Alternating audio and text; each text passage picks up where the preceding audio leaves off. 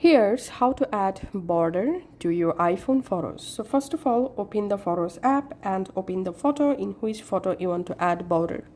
Now from the photo, tap on Edit. Tap this pencil icon. Tap this plus icon. Choose Add Shape. Select this shape.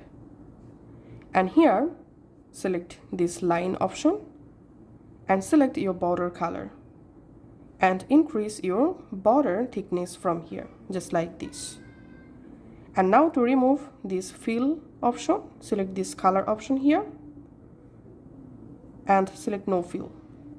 And now all you have to need, use these dots to make your border match with your photo, just like this.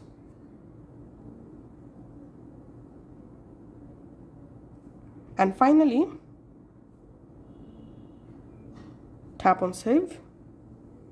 And this is how we can actually add border in our iPhone photos. Thanks for watching.